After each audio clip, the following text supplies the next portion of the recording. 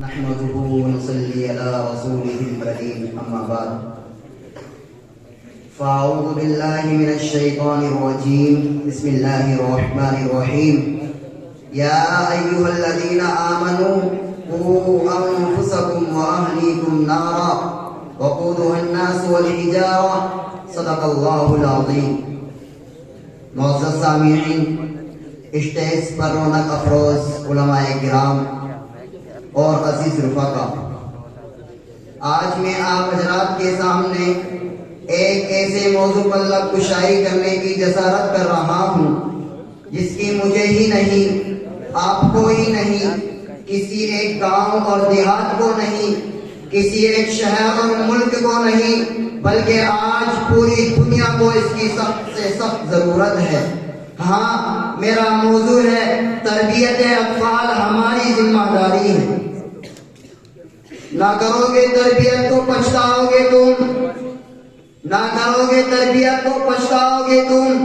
ایک دن آئے گا خون کے آنسو رو گے تم. سامنے کھڑا ہوگا نوجوان بیٹا تمہارا، خستہ حال چارپائی پر پڑے ہوں گے تم.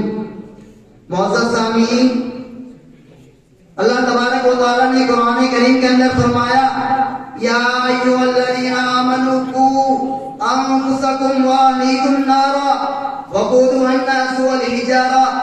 اے ایمان والو، تم اپنے آپ کو، اپنے اہل و عیال کو جہنم کی آگ سے بچاؤ جس کا ایندھن انسان اور پتھر ہے. لیکن آج دیکھیے، تربیت نہ ہونے کی وجہ سے ہمارے گھروں کا کیا حال ہے. آج تربیت نہ ہونے کی وجہ سے ہماری فیملیز کا کیا حال ہے. آج تربیت نہ ہونے کی وجہ سے ہمارے معاشرے اور سوسائٹی کا کیا حال ہے. آج تربیت نہ ہونے کی وجہ سے ہمارے گاؤں اور دیہات کا کیا حال ہے. آج تربیت نہ ہونے کی وجہ سے ہمارے شہر اور ملک کا کیا حال ہے.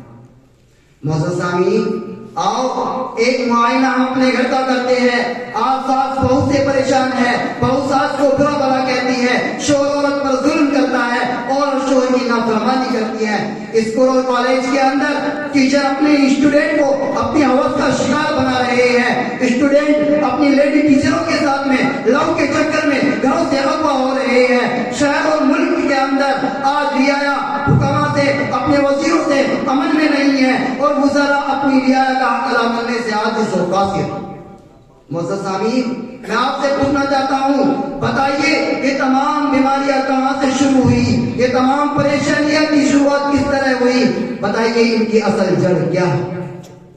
اگر میں ان تمام باتوں کو ایک ہی بات کے اندر، ایک ہی لفظ کے اندر، ایک ہی ورڈ کے اندر سمیٹ کر کے یہ کہوں کہ تربیت نہ ہونے کی وجہ سے ہے، تو انشاءاللہ تعالیٰ کوئی غلط نہیں ہو.